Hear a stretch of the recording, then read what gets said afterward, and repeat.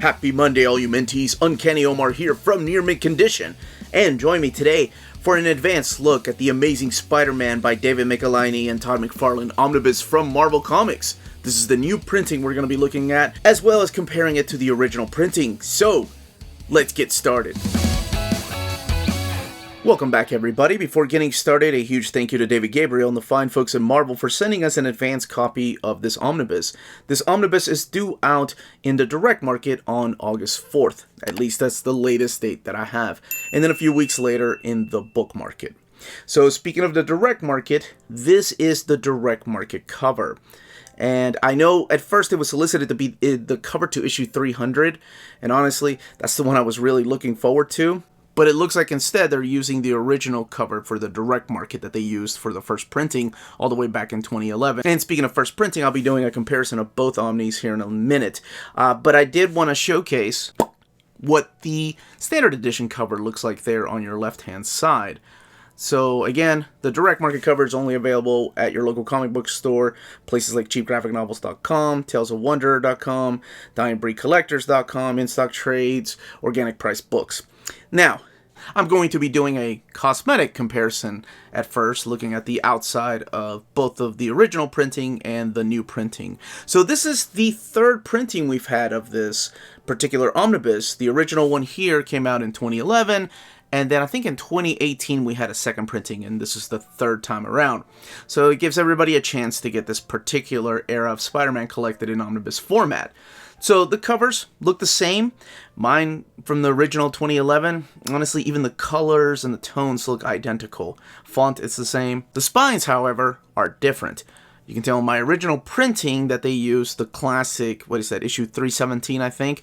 Whereas this one, they have a new picture of McFarlane's Spider-Man. And of course, let's not forget to talk about the difference in the font. The original printing, they used a generic font for the Amazing Spider-Man, and for the new printing, they go with the classic logo, which I like more, honestly. And the other thing, I'm sure you can probably tell from this angle, we'll take a closer look here in a little bit, is that this new printing is also slimmer than the first printing. I'm not sure about the second printing, as I didn't get that one. And then the back of both Omnis, showcasing the issues that are collected within each of the books. The original printing retailing for $99.99, and the new printing going up 1 penny. So this one's $100. The font is a little bit different here, just for the description, and they've moved the ISBN to the right-hand side with the Marvel logo, and the rating is T. It's interesting because I think the rating for this one is A. This one actually tells you that it collects Spectacular Spider-Man Annual number 10. This one does not. It just tells you it collects Spider-Man 296 to 329. Under the dust jackets are a lot different. The first printing, of course, with this Marvel Masterworks look to it. And that's interesting that they use that particular spine image down there, because that's the one for the original printing. So maybe that's the one for the standard edition. And then the back. So even if you get the standard edition, which has this image right here from Amazing Spider-Man 301, you still get both covers. Still, I think it would have been really cool to have issue 300 and 301 without the new colors there. But that's just my opinion.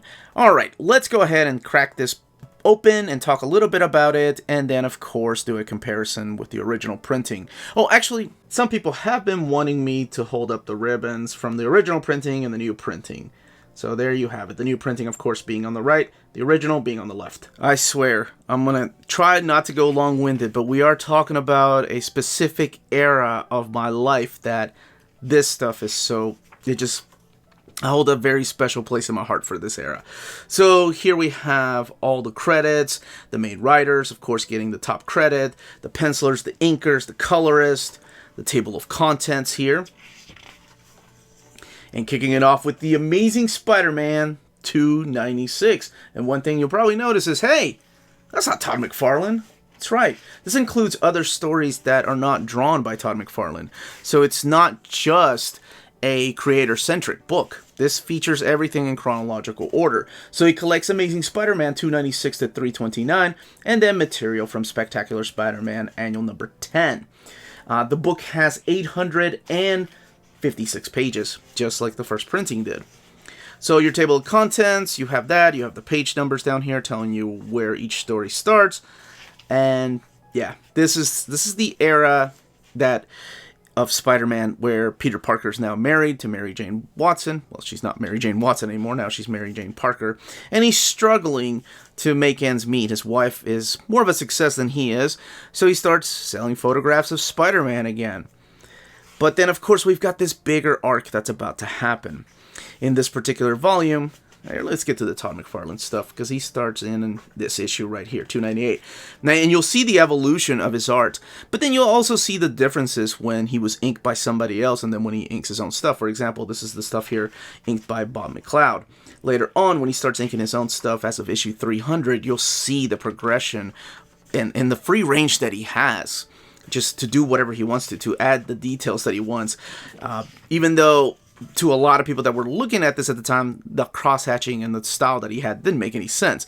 To us that grew up with this stuff, that were kids, all we wanted to do was mimic his Spider-Man and his spaghetti webbing. But if you see the differences here with this character of Chance, and then later on, when he starts inking his own stuff, this is still $2.99. But by the time you get to issue 300, see, this is what the original direct market cover for this particular printing, this is what they had it as. But for some reason, it was changed. Now, this is what I was talking about. This is Todd McFarlane inking his own stuff. And of course, the big thing of this book is this is the first time that Spider-Man fights Venom.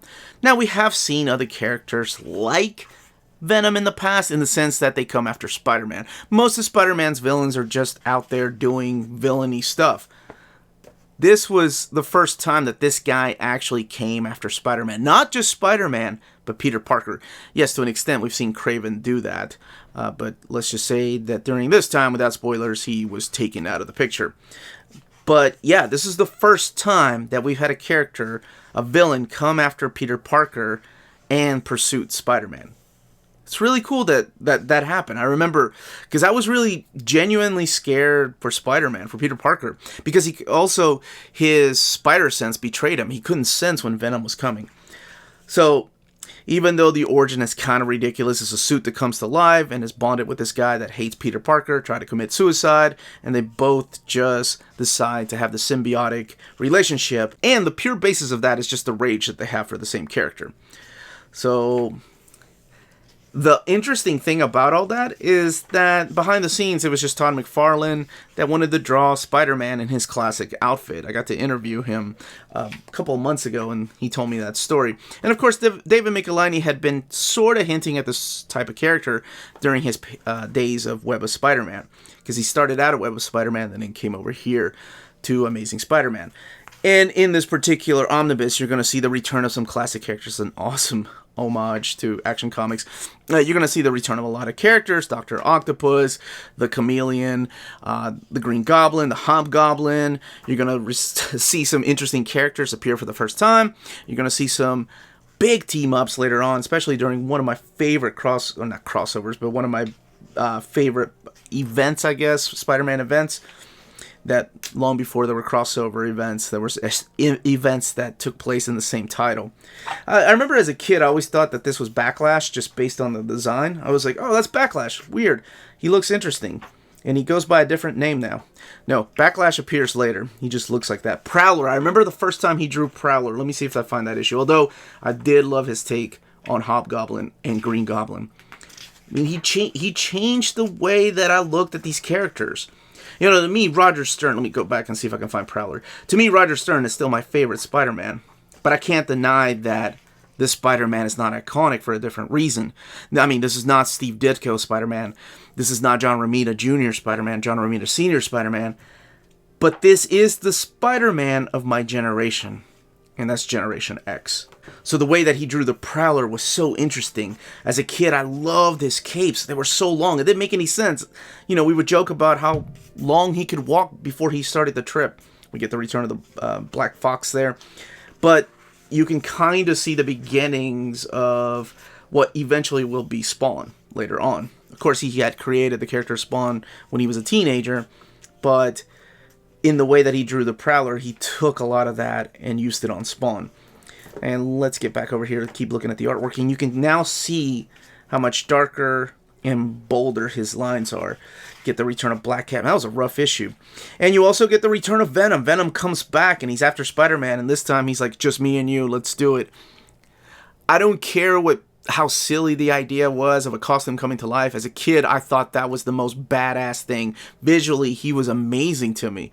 And I know all you're doing is putting a smile and bulking up the black costume, but I don't care. It looked great.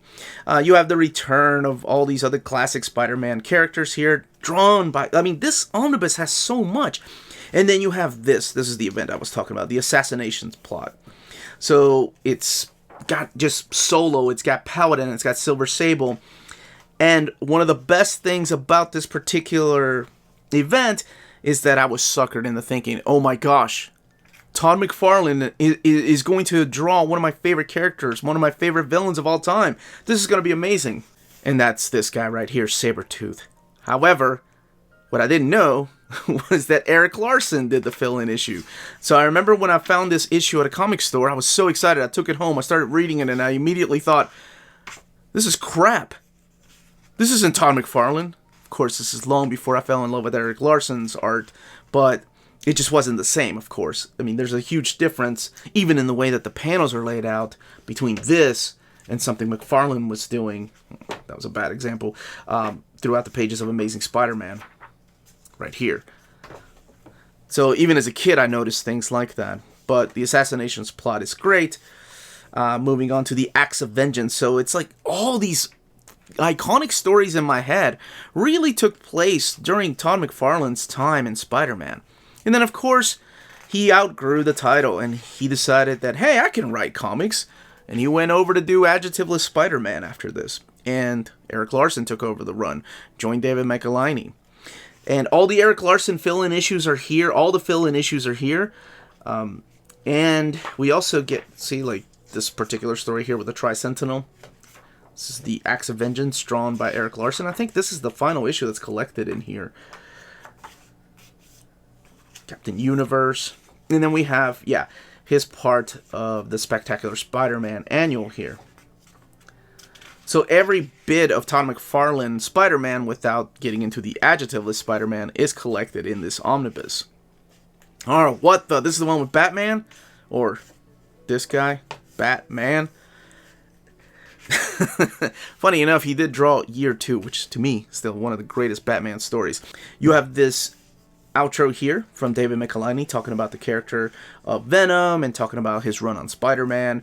You have posters here from Todd McFarlane, and of course all the Marvel Tales covers that he drew.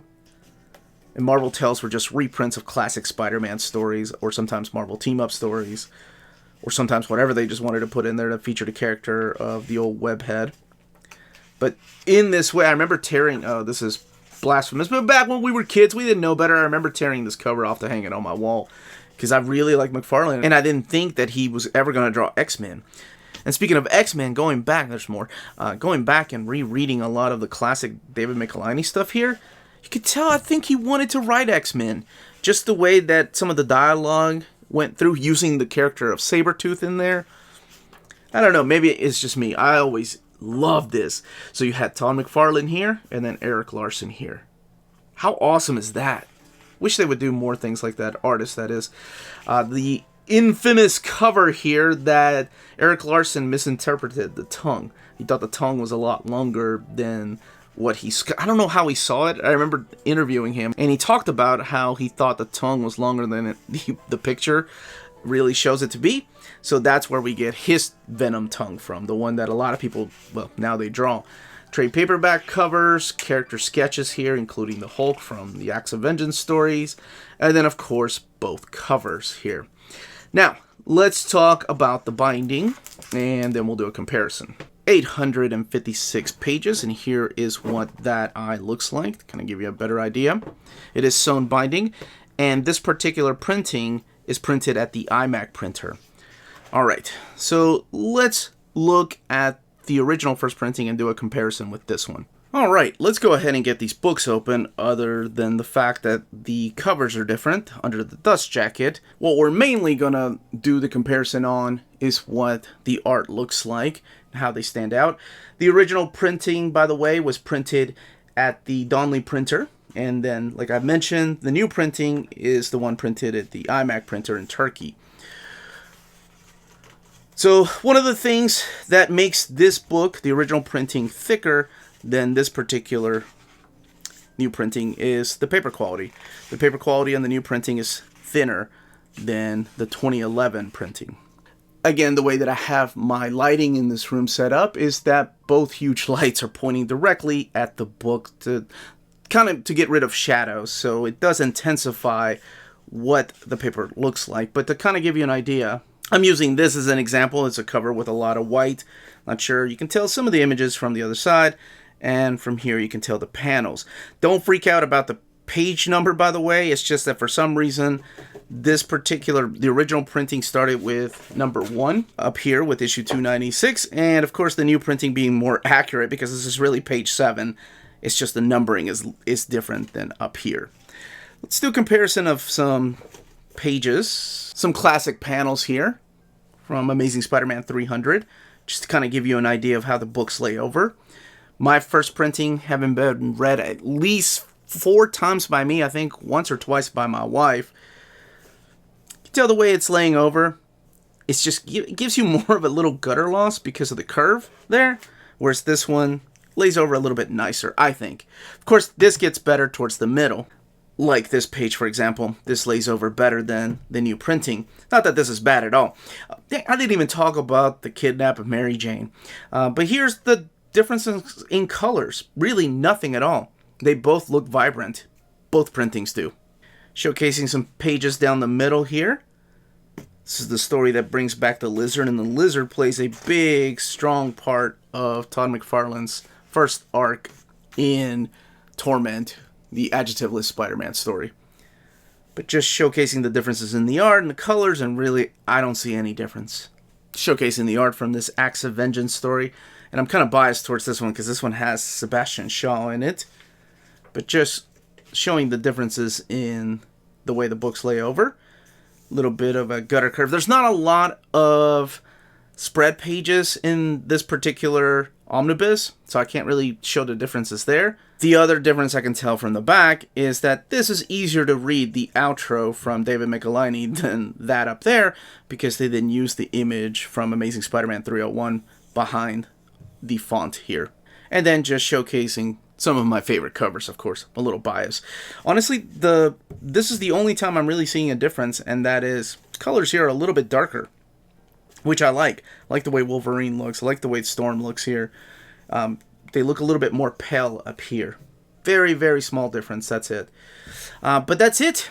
That, as they say, is that. If you're interested in purchasing this book when it comes out, don't forget to check out our sponsor, cheapgraphicnovels.com, your online source for collected editions up to 50% off retail price. Cheap Graphic Novels prides itself on excellent packaging, so your stuff gets to you in excellent condition, and they have amazing customer service. Check out their bargain deals for up to 90% off cover price. And for all you Minties that are watching, if you're a first-time customer, don't forget to mention that Near Mint Condition sent you their way for a promotional credit on free shipping on your next order. Now, this is only for U.S. customers. cheapgraphicnovels.com, your source for the hottest books with deep discounts, customer service, and excellent shipping that will keep you coming back for more. And that was the content, the page count, and the build of this new printing of The Amazing Spider-Man. Please let me know in the comments down below if you're picking it up, if you missed out on it the first 2 times it was printed. If you're going into this completely blind, not knowing anything about this era of Spider-Man, like I said, this was my generation Spider-Man, Generation X, so to me, this will always hold a special place in my heart. And if you have any more questions or if you have any comments, leave those down below. We are on Spreadshop and on Patreon, amazing ways to support the channel if you can do so. And more importantly, everyone, please stay healthy, stay safe, and much love.